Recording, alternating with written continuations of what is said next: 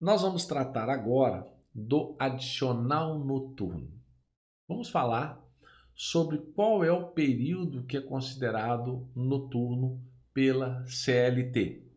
Nós temos lá no artigo, salvo engano, artigo 73 da CLT, que previu que o empregado que trabalhar das 22 horas de um dia até 5 horas do dia seguinte, esse período é considerado noturno. E a hora noturna do trabalhador urbano equivale a 52 minutos e 30 segundos.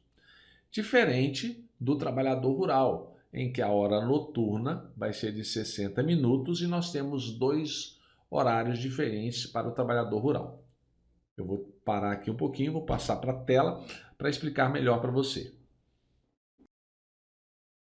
Tanto o empregado urbano quanto o empregado doméstico, lembre-se que ele está previsto na Lei Complementar 150 e a previsão do adicional noturno está no artigo 14, vai mencionar para a gente tanto o artigo 73 quanto o artigo 14 que o horário noturno é das 22 horas às 5 horas do dia seguinte.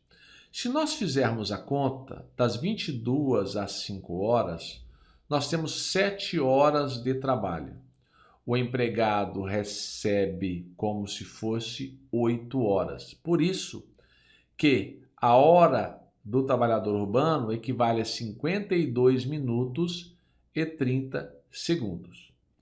O adicional é de 20%. Adicional noturno do trabalhador urbano ou trabalhador doméstico recebe um adicional de 20%. Eu quero te chamar a atenção para você anotar, porque nós vamos mostrar as diferenças com relação à hora reduzida, com relação ao percentual do adicional e com relação à jornada mais para frente, quando nós estivermos tratando de rural e advogado. Mais à frente eu vou mencionar sobre isso, então fique atento. Nós temos também uma súmula, a súmula 60 do TST, que vai falar sobre o adicional noturno. O que ela diz? O adicional noturno pago com habitualidade, ele vai integrar o salário do empregado para todos os efeitos. O que isso aqui significa?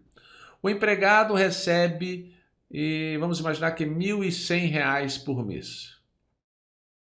Se ele trabalha com habitualidade no período noturno, vamos imaginar que no total do final do mês ele recebe de adicional noturno R$ 300. Então aqui nós temos o salário, aqui nós temos o adicional noturno, total soma R$ 1.400.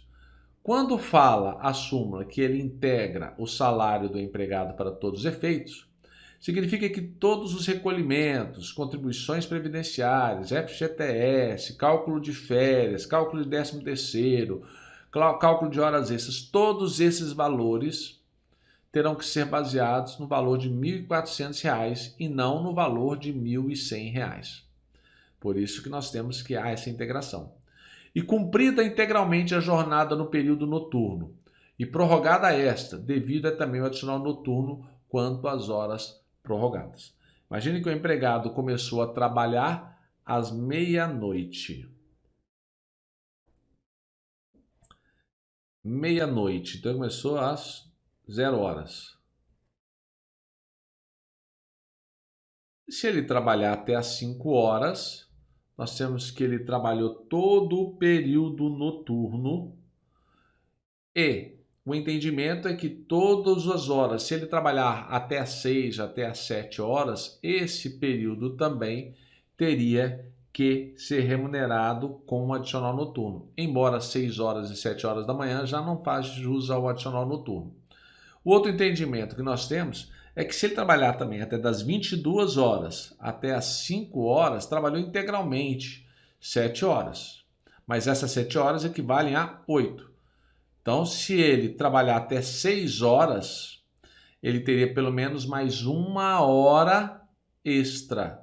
Uma hora extra, e essa sexta hora teria que ser remunerada com pelo menos 20% de adicional noturno. Sabendo que se houver uma previsão do adicional diferente em um acordo coletivo ou uma convenção coletiva, a gente aplica essas negociações coletivas. Lembrando que o acordo sempre prevalece sobre as convenções coletivas. Agora, se o empregado for transferido do período noturno para o período diurno, ele pode perder o adicional? Ou esse adicional vai integrar a vida dele, o salário dele eternamente? Olha o que diz a súmula 265. Se o empregado for transferido para o período diurno, isto implica a perda do direito ao adicional noturno. O seu empregado trabalha sempre à noite e ele é transferido para o período da manhã, ele não vai fazer mais jus ao adicional noturno de 20%. Aí gera um problema, porque às vezes o empregado ele tem um prejuízo. Então isso aí tem que ele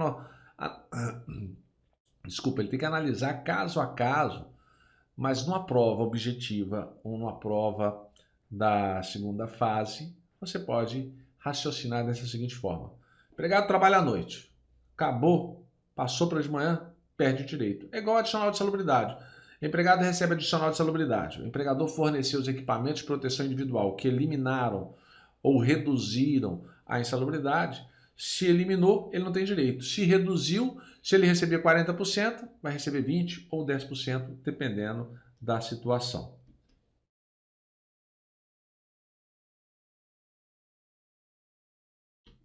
Agora, com relação ao empregado que trabalha no regime de 12 horas por 36. Esse período que ele trabalha, por exemplo, no período noturno, será que após as 5 horas ele tem direito a receber o adicional noturno? Ele começou às 18 horas e saiu 6 horas da manhã. Se de 5 a 6 ele tem direito a receber o adicional noturno, uma vez que o adicional noturno é somente das 22 às 5 horas, vejamos o que diz a OJ 388 do TST. O empregado submetido à jornada 12 por 36, que compreenda a totalidade do período noturno, a totalidade, então tem que pegar das 22 às 5 horas, tem direito ao adicional noturno relativo às horas trabalhadas após as 5 horas da manhã. Se ele pega das 18 às 6 horas da manhã, nós temos aqui 12 horas de trabalho. No período das 22 às 5 horas, nós já sabemos que é o período noturno. Mas ele vai receber o adicional noturno das 22 às 6 horas. É o que diz a OJ da SDI 1 388.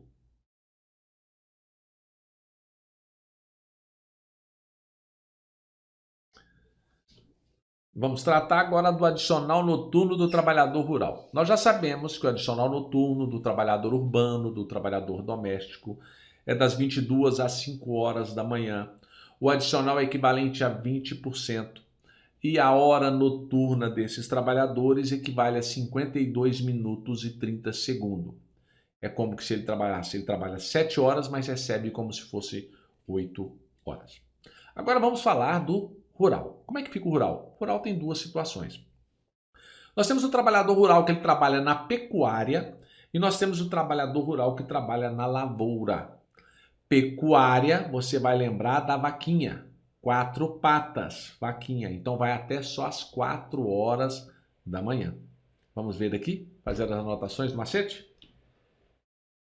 Lavoura, das 21 às 5 horas. Pecuária, das 20 às 4, você vai lembrar da patinha. E como acorda muito cedo, tem que dormir mais cedo. Então, das 20 horas às 4 horas é trabalho noturno.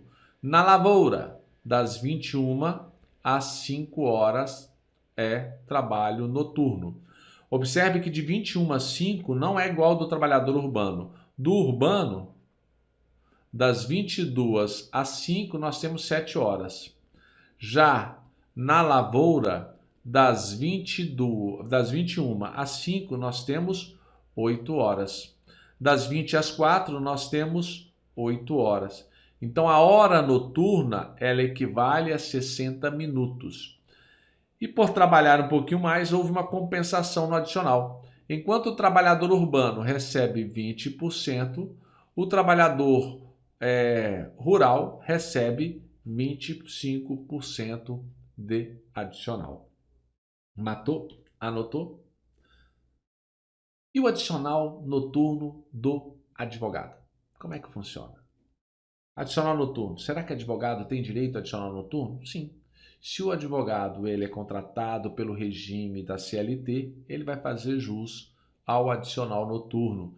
E vejamos qual que é esse percentual, está no estatuto lá da OAB. O adicional noturno do advogado é das 20 às 5. Observe que é diferente com relação ao urbano. Urbano, para repetir, para memorizar. Não existe aprendizado sem memorização e não existe memorização sem repetição. Vamos lá de novo. Trabalhador urbano é das 22 às 5 horas.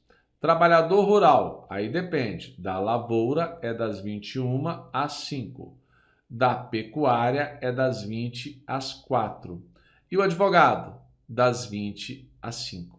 Qual que é o adicional do advogado? 25%. Lembrando que horas extras do advogado está previsto no estatuto, é 100% no mínimo que ele tem direito de receber. Você já deve ter ouvido falar do adicional de transferência. Isso ocorre quando o empregado eles trabalham em uma determinada localidade e ele é transferido para outra localidade. Lembre-se de gerentes de banco. Se a transferência for definitiva, não há que se falar em adicional de transferência.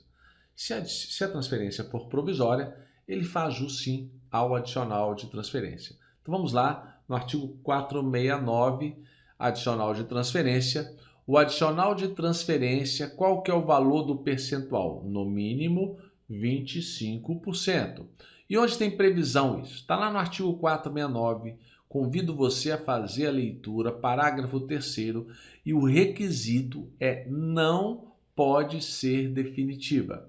Se o empregado ele é transferido de Minas Gerais para trabalhar em São Paulo, essa transferência ela é provisória, ele faz jus a um adicional de 25%. Se a transferência for definitiva, ele não fará jus ao adicional de transferência. É isso que você tem que saber para a sua prova. Mas para fixar, eu vou pedir para que você faça a leitura. Eu gostaria que você fizesse muita leitura do 469, parágrafo 3º.